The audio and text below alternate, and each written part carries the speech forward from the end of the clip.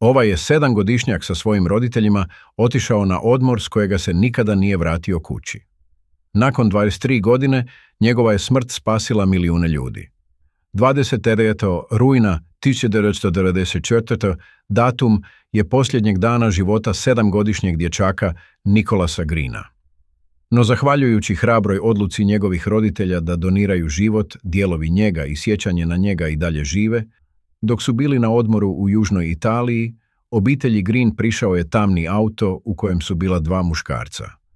Oni su svoj auto zaustavili kraj auta Rega i Maggie Green, Nicholasovih roditelja, koji su čuli glasne i ljute uzvike da zaustave svoj auto. Pomislio sam kako bismo potpuno bili na njihovoj milosti ako zaustavimo auto, rekao je Reg, prisjećajući se noći kada je njihov sin umoren. Umjesto toga sam ubrzao.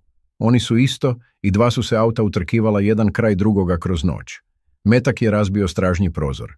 Maggie se okrenula i činilo se kako oba djeteta čvrsto spavaju.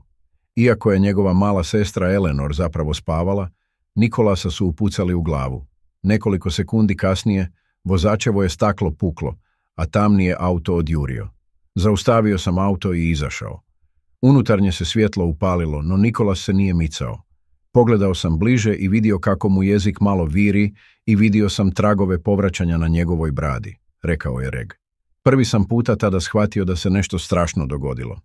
Kada sam ga tako ugledao, doživio sam šok koji je bio najsumorniji trenutak kojeg sam ikada doživio. Njihov je odmor postao noćna mora. Nicholasa su žurno odveli u bolnicu gdje je pao u komu i ubrzo preminuo.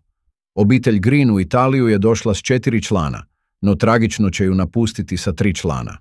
Nicholas Green umro je kao heroj, ne zbog toga što je umro sa 7 mladih godina, nego zbog toga što su Reg i Maggie Green učinili prije nego je njihov sin izdahnuo.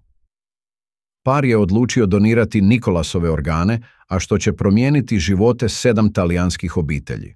U tom trenutku ti su ljudi bili samo apstraktna misao. Nemaš pojma o tome kakvi su to ljudi. To je kao kada date novac u humanitarne svrhe, ali nemate pojma o tome kako će to pomoći, objasnio je Reg. 4 mjeseca poslije pozvali su nas da se vratimo i sve ih upoznamo u Siciliji, odakle su 4 primatelja organa.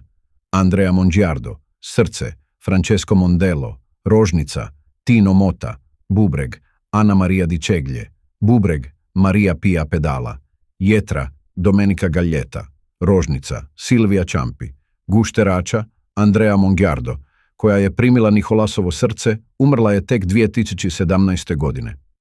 Iako je prestao živjeti prije 23 godine, njegovi su hrabri roditelji odlučili dati Andreji još 23 godine života.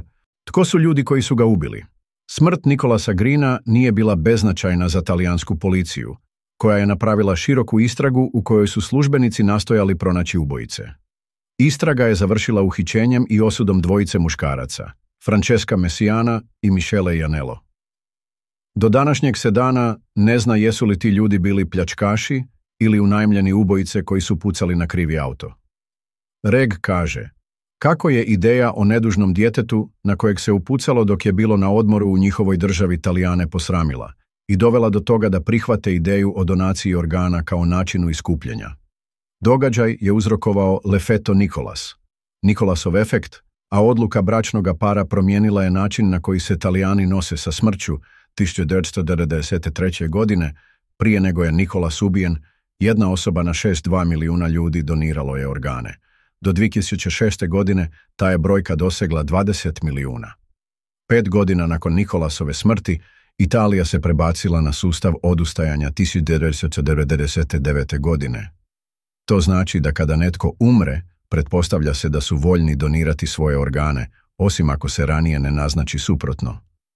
Posao koji smo napravili, kako bismo ih podsjetili koliko dobroga može proizaći iz ovoga, imao je nevjerojatan učinak kojeg nikako nismo mogli predvidjeti. Država koja je bila na samom dnu glede donacije organa u Europi se gotovo odmah premjestila na vrh. Nijedna država nije utrostručila donaciju organa.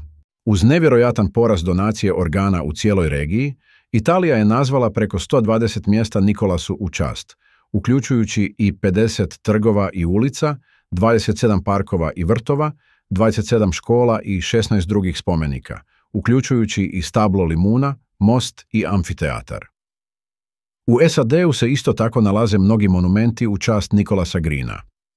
Reg kaže kako je njegov sin bio nevjerojatno drag i iako je imao samo 7 godina, i drugi su ljudi bili dragi zbog njega. Smatra da bi Nicholas kao odrasla osoba napravio istu odluku kao što je i on tog sudbonosnog dana 1994. Ako je odluka između ljutnje na ljude koji su to učinili i pomaganja nekome drugome kao prvi prioritet, on bi sigurno odabrao pomaganje drugima. Kada se obitelj sastala s onima koji su primili Nicholasove organe, Reg je izjavio kako ih ništa nije moglo pripremiti za to nevjerojatno iskustvo.